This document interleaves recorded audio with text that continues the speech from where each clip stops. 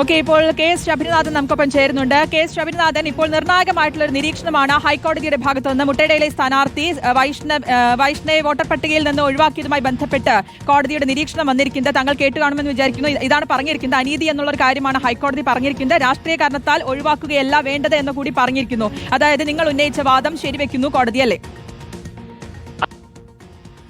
ഇതില് കോടതിയുടെ നിരീക്ഷണം വരട്ടെ. പക്ഷേ ആദ്യം പറഞ്ഞ നിരീക്ഷണം തീർച്ചയായിട്ടും നമ്മൾ പറയുന്നതിന് തുടർച്ചയുള്ളത് തന്നെയാണ്.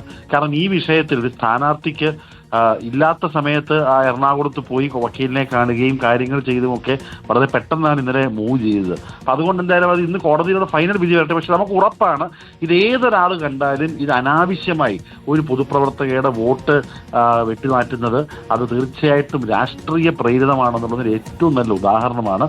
ബഹുമാനപ്പെട്ട കോടതിയുടെ ഫൈനലായിട്ടുള്ള എന്തായാലും തീരുമാനം വരട്ടെ. പക്ഷെ എന്നിരുന്നാലും ഇത് വളരെ ക്ലിയർ ആണ്, പോകുന്ന ഡയറക്ഷൻ വളരെ ക്ലിയർ ആണ്. കാരണം രാഷ്ട്രീയ പ്രവർത്തനം നടത്തുന്ന അവിടെ തന്നെ വോട്ട് ചെയ്ത അവിടെ തന്നെ ജീവിച്ചു വളർന്ന ഒരു കുട്ടി എന്ത് പറഞ്ഞാണ് ഇവരിങ്ങനെ വോട്ട് മാറ്റാൻ തോന്നുന്നത്? ഇത് ശരിക്കും ഹൈക്കോടതിയുടെ നിരീക്ഷണം വരേണ്ടത് ഉദ്യോഗസ്ഥർക്കെതിരെയാണ്.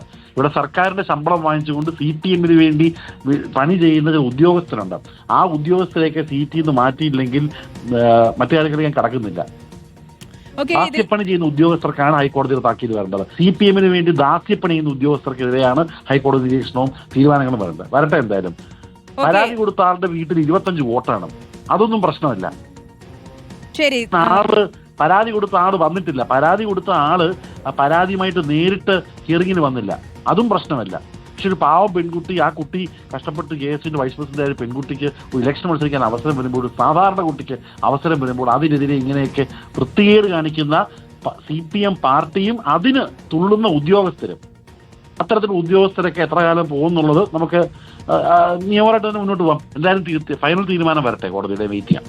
ഓക്കെ, എന്തായാലും ഈ ഘട്ടത്തിൽ പ്രതികരിച്ചതിന് നന്ദി. കെ എസ് ശബരിനാഥനാണ് പ്രതികരിച്ചത്. മുട്ടടയിലെ UDF സ്ഥാനാർത്ഥി വൈഷ്ണയെ വോട്ടർ പട്ടികയിൽ നിന്ന് ഒഴിവാക്കിയത് അനീതി എന്നുള്ള ഒരു നിരീക്ഷണമാണ് ഹൈക്കോടതിയുടെ ഭാഗത്തുനിന്ന് വന്നിരിക്കുന്നത്. രാഷ്ട്രീയ കാരണത്താൽ ഒഴിവാക്കുകയല്ല വേണ്ടത്, വോട്ടർ പട്ടികയിൽ ഉൾപ്പെടുത്താനുള്ള നടപടിയെടുക്കണമെന്നും ഹൈക്കോടതി നിർദ്ദേശം നൽകിയിരിക്കുന്നു.